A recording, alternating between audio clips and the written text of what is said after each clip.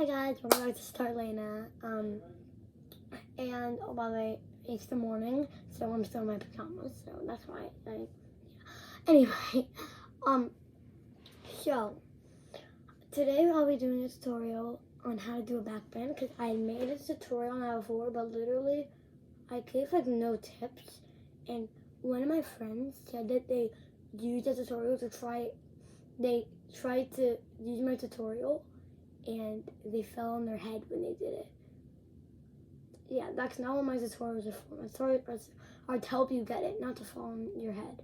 So I'm gonna be making a way better tutorial today. And I'm sorry, friend, I'm not gonna say your name, but if you are watching this, I'm sorry for making you fall on your head. Anyway, today I'll be doing a tutorial on how to do this without falling on your head, because you know we don't like that.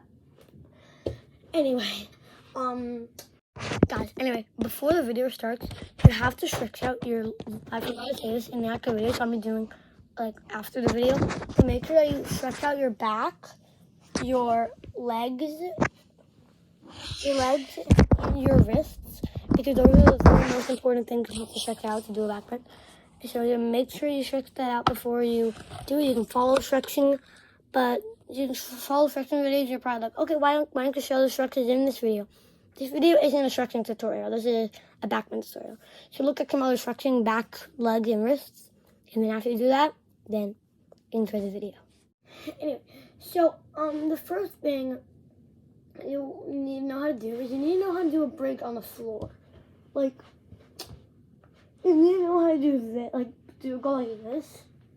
If you know how to do that, you got to know how to do that because you have enough back flexibility to actually do, you know, a backbend. Because a backbend is a break, but it's standing up. And now, if it's your first time doing it, I suggest you what's it called? I suggest you put some like pillows or some blankets.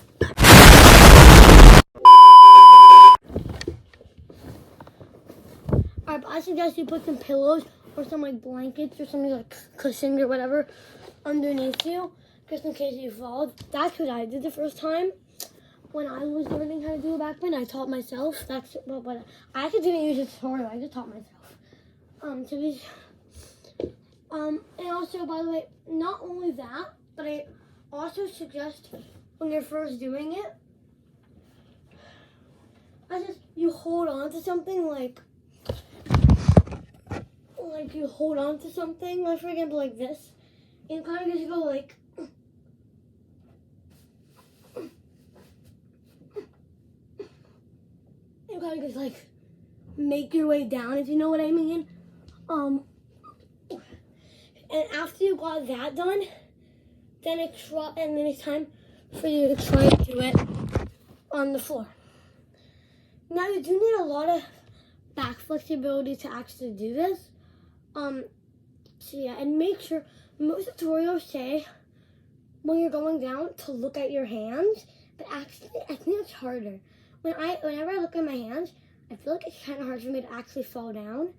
So my suggestion is look behind you. Do not look at your hands. Look behind you. But do that all while also using a blanket. And if you have someone to like spot you, that is amazing. That is even better if you have someone to spot you. And also make sure your legs are oh my god. So I just took the blanket off on my bed. And make sure don't do a backbend like this. This is incorrect. Make sure you're going like this. And when you have enough practice, then eventually you can start closing them and then doing it. But it's way easier to balance when your legs are apart. Like, look, this is me doing it with my legs together. I can barely even do it. Like, I can, but I just... You see, like I felt like... Oh, see, I just fell right there.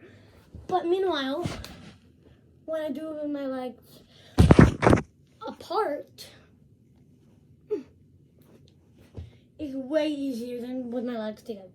So if you're doing it with your leg apart, you are doing it incorrectly. Also, make sure it is easier without wearing socks. So it is easier without socks. So like your feet actually stick. I know there's a blanket underneath me, but still, after you can do it with the blanket, do it on like a rug or like a carpet or something. Like for example, I have a rug right here. It makes it way easier to actually like balance like this. Also, another tip when you're doing it, go like this.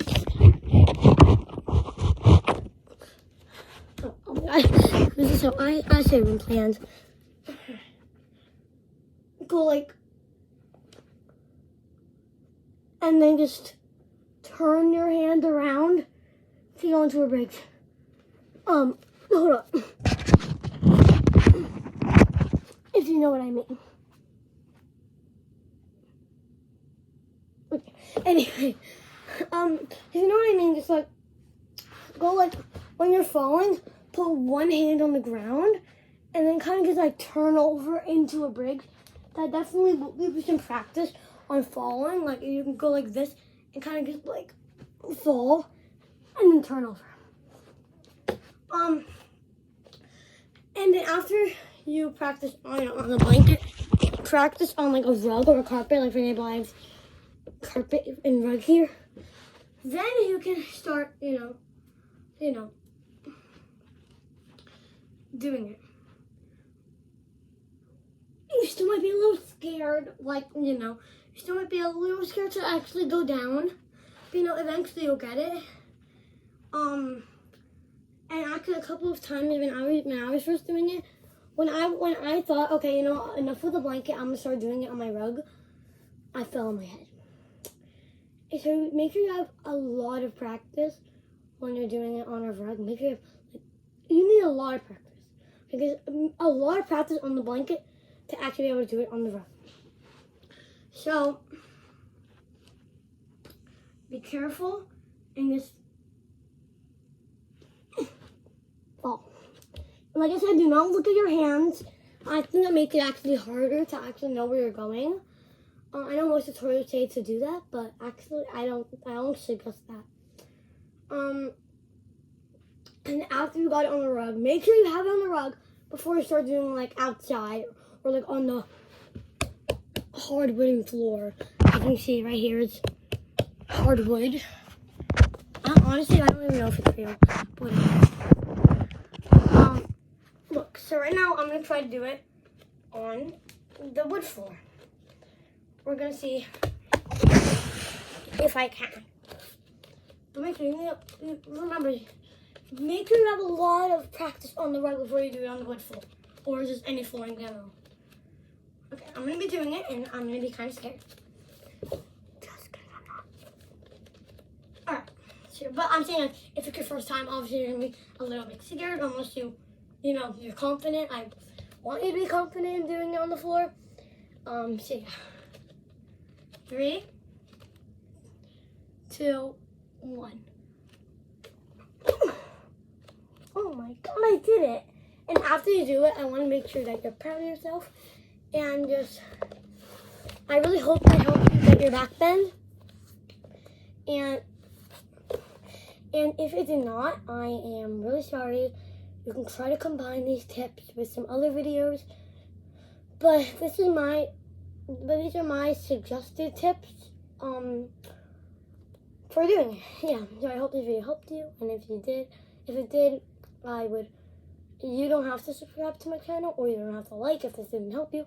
But if it did, it really helps if you guys subscribe and like, because my dream is to have like at least 1,000 subscribers, and we're almost halfway there. Like we already have like 450 or something. So we're already almost halfway there to 1,000, and my goal is to get to like 1,000 by the end of this year. I mean, it's probably not gonna happen, but it could. It's already August, and I don't think that it will really happen.